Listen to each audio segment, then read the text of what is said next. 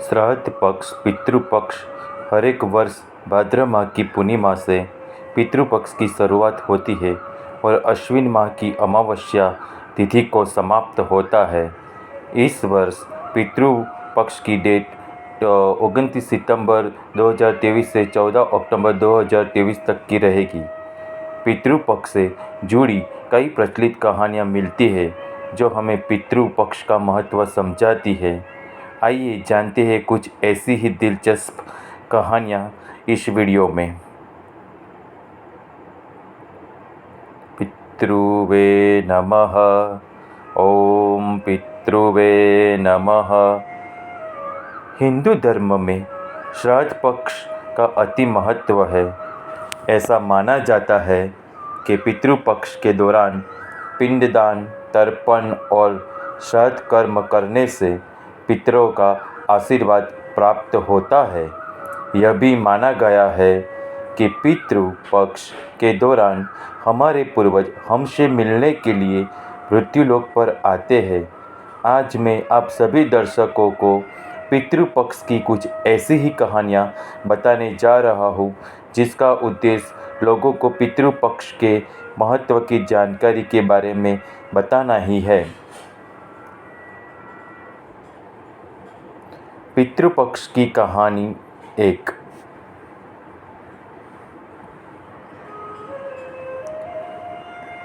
छोटा लड़का था जिसका नाम विशाल था। वो उसके दादा और दादी के साथ रहता था। उसके माता पिता की बचपन में ही मृत्यु हो गई थी। विशाल के दादा दादी को उससे बहुत लगाव था। विशाल भी अपने दादा दादी से बहुत प्रेम करता था। एक बार जब पितृपक्ष आया तो विशाल ने दादा दादी के साथ मिलकर अपने माता पिता का श्राद्ध किया। श्राद्ध के बाद विशाल ने अपने दादा दादी से पूछा कि पितृपक्ष क्यों मनाते हैं। ओम पित्राय नमः। ओम पित्राय नमः। ओम पित्राय नमः।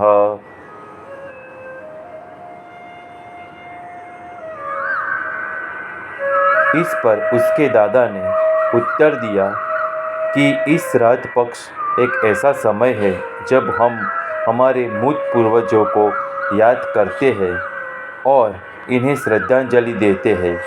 उसके साथ ही हम पूर्वजों की आत्मा की शांति के लिए उन्हें भोजन, पानी और अन्य चीज़ें अर्पित करते हैं। विशाल ने अपने दादा दादी की बात सुनकर यह महसूस किया कि पितृपक्ष एक महत्वपूर्ण पर्व है और हमें उन्हें पूर्वजों को न भूलने की शिक्षा देते हैं। आइए दूसरी कहानी में आगे बढ़ते हैं। ओम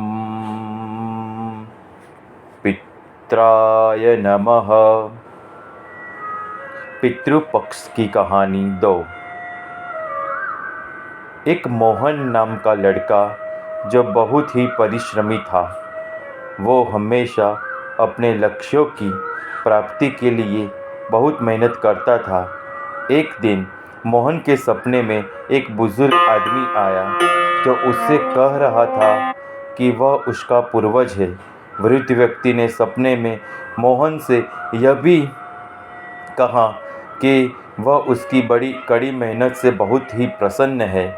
उस बुजुर्ग आदमी ने मोहन को सलाह दी कि पितृपक्ष के दौरान उसे अपने पूर्वजों को श्रद्धांजलि देनी चाहिए। ओम पित्राय नमः। ओम पित्राय नमः। ओम पित्राय नमः।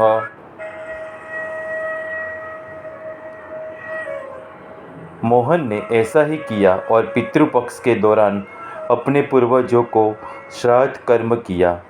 पितृपक्ष के बाद मोहन का जीवन बहुत ही सकारात्मक बदलाव आए। वह पहले से भी अधिक मेहनती और अपने लक्ष्य के प्रति अधिक समर्पित हो गया, जिससे वह अपने लक्ष्य को हासिल करने में सफल हो गया।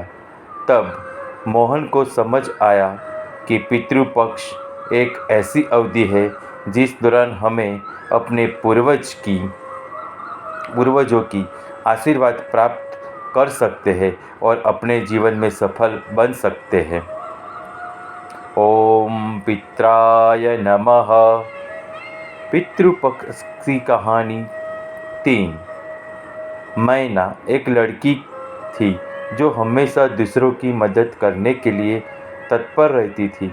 एक दिन मैना मंदिर गई। वहाँ उसने एक वृद्ध आदमी को रोते हुए देखा।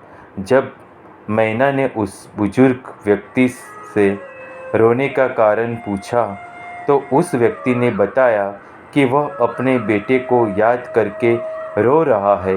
उसका बेटा बहुत छोटा था तब उसकी मृत्यु हो गई थी।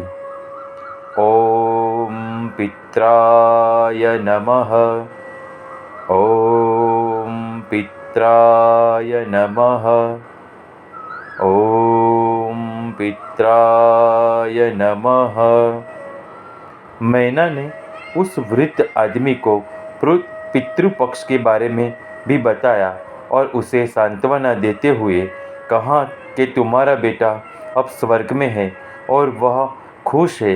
बुजुर्ग आदमी ने मैना को धन्यवाद दिया। मैना ने पितृपक्ष के दौरान उस बुजुर्ग आदमी